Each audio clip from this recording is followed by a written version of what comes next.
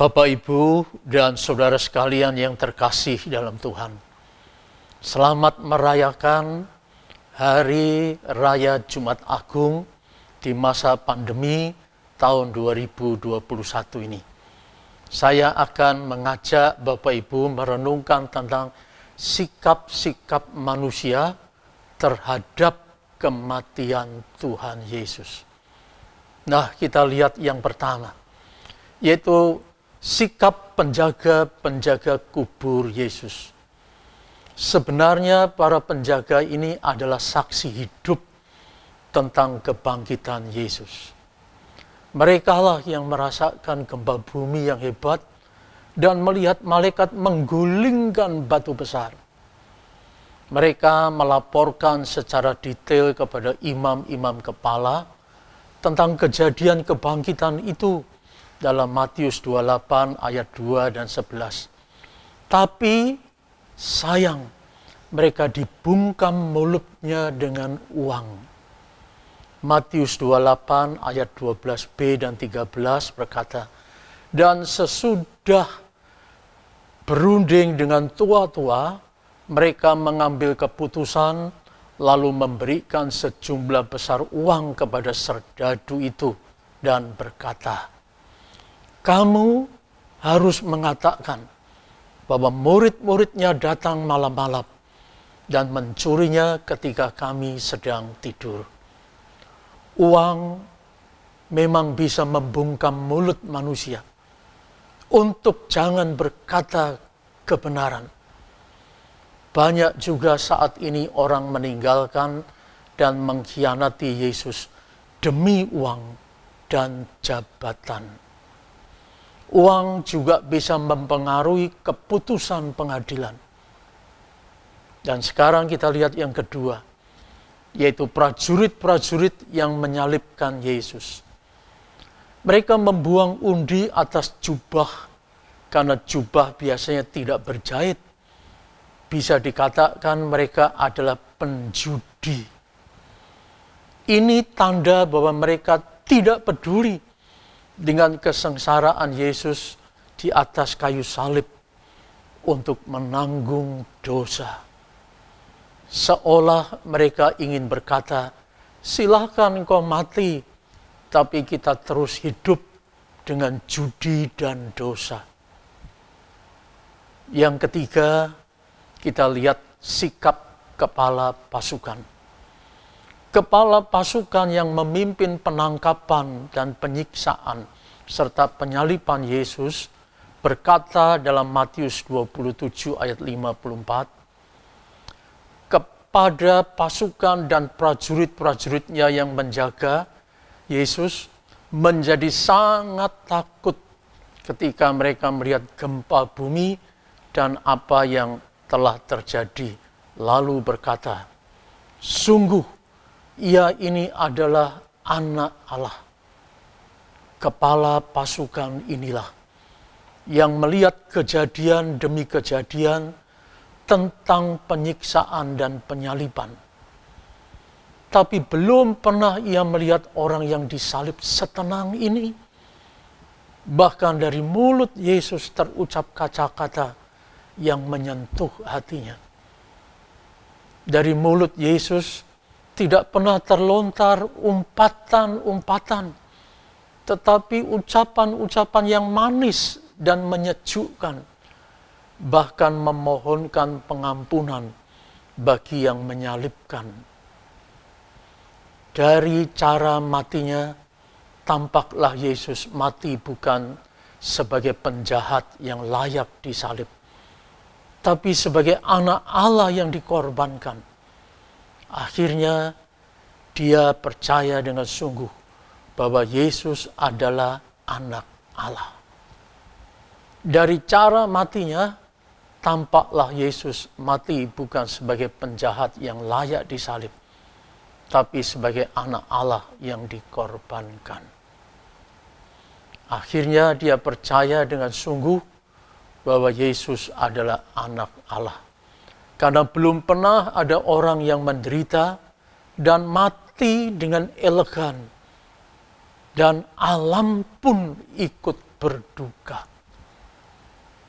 Sekarang kita lihat sikap yang keempat, yaitu dari Yudas, murid Yesus. Dia sangat menyesal telah mengkhianati Yesus. Dia tidak tahan lagi menanggung dan memikul rasa bersalah dan penyesalannya.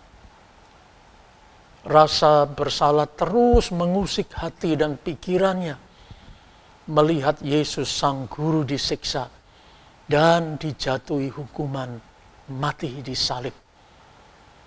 Akhirnya dia menggantung diri karena tak kuat menanggung beban rasa bersalah dan penyesalan seorang diri.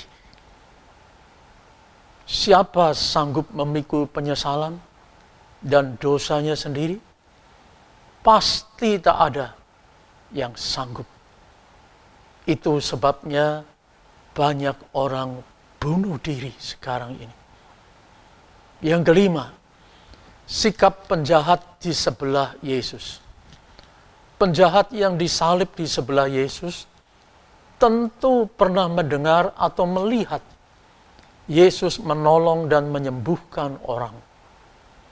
Sekarang ia melihat dan mendengar ucapan-ucapan Yesus yang menyejukkan saat sama-sama disalib. Sudah mau mati, Yesus masih memikirkan keselamatan orang lain. Dia pasti betul Mesias.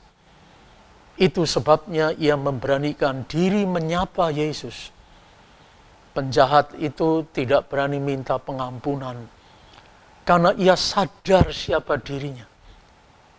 Dia cuma berani berkata, Yesus, ingatlah akan aku apabila engkau datang sebagai Raja. Lukas 23 ayat 42. Hanya sebatas ingatlah aku. Tapi ini justru ungkapan dirinya yang jujur. Ia mau merendahkan diri di hadapan Yesus karena memang tidak layak diampuni. Justru orang seperti ini yang layak diampuni. Sehingga Yesus berkata, sesungguhnya hari ini juga engkau ada bersama-sama dengan aku di Firdaus. Lukas 23 ayat 43. Sekarang kita lihat sikap yang keenam dari Yusuf yang berasal dari Arimatea. Ia orang kaya dan terhormat. Tapi mengapa ia mau-maunya datang ke Pilatus meminta mayat Yesus? Yohanes 19 ayat 38. Apa guna dan manfaatnya mayat yang sudah berdarah-darah dan penuh luka? Dia hanya ingin mengekspresikan cinta kasih dan hormatnya kepada Yesus Sang Mesias. Karena selama ini ia hanya jadi murid yang sembunyi-sembunyi. Tapi kematian Yesus mengubahnya. Berani terang-terangan menyatakan diri sebagai pengikut Yesus. Dan bahkan ia mempersembahkan sebuah kubur untuk Yesus. Sekarang pun ada orang yang sembunyi-sembunyi mengikut Yesus. Sekarang kita lihat sikap yang ketujuh, yaitu dari Nikodemus. Dia anggota Sanhedrin. Waktu Yesus diadili, dia pasti hadir. Tapi dia diam 1000 bahasa dan tidak membelanya. Tapi sekarang setelah ia melihat semua proses pengadilan, penganiayaan sampai pada kematian Yesus, dia berubah. Tidak takut lagi dicela sebagai pengikut Yesus. Dia memberikan penghormatan kepada Yesus dengan memberikan campuran minyak mur dan gaharu serta kain-kain pembungkus mayat. Alangkah baiknya jika kecintaan dan percayanya kepada Yesus sebetulnya ditampakkan sebelum Yesus mati, bukan? kita juga seringkali menangguhkan, memberikan cinta kasih dan penghormatan pada seseorang sampai dia mati. Sekarang, bagaimanakah reaksi kita terhadap kematian Yesus? Ada yang berkata, sikap penjahat dan kepala pasukan sangat terpuji.